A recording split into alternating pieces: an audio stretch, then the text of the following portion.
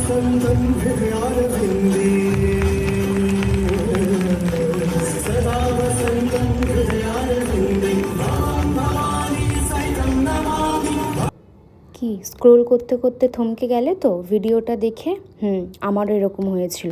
আমি আজকে একটা প্রোগ্রামে গেছিলাম, হঠাৎই এরকম একটা ভিডিও দেখে, এরকম একটা ডান্স প্রোগ্রাম দেখে, এরকম কনসেপ্ট দেখে আমিও ঠিক এরকমই থমকে গেছিলাম। আবারও যেন মনে হলো গায়ে কাঁটা দিয়ে উঠলো। তো হ্যালো এভরিওয়ান, আমি রিয়া, আবারও আজকে একটা নতুন ভিডিও নিয়ে এসেছি। তো কেমন আছো সবাই? আশা করি সবাই খুব ভালো আছো, আমিও খুব ভালো আছি। যাই হোক, সেদিনকার ছিল মানে কালকের দিনটা ছিল। তো কালকেও আমার বোনের প্রোগ্রাম ছিল, অ্যানুয়াল প্রোগ্রাম ছিল। তো আমরা সেই জন্য গেছিলাম ব্যারাকপুরে। তো যাই হোক, রেডি টেডি হয়ে সবাই মিলে বেরিয়ে পড়লাম সব আন্টিদের সাথে। মানে এরা হচ্ছে, যাদের তুমি দেখছো, সবাই হচ্ছে গিয়ে বোনেরই ফ্রেন্ডসদের মারা।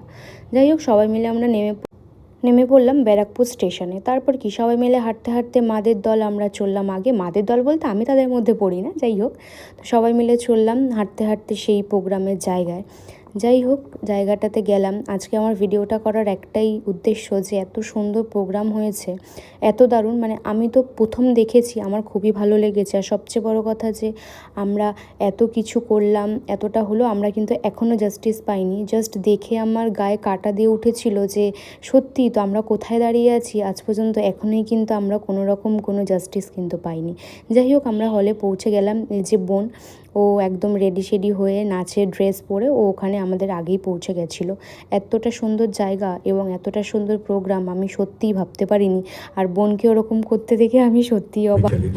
তো যাই হোক, প্রোগ্রাম স্টার্ট হয়ে গেছে। আর যা যা ওনাদের প্রোগ্রামে প্রথমেই করণীয় তারা সেগুলো করে নিচ্ছে।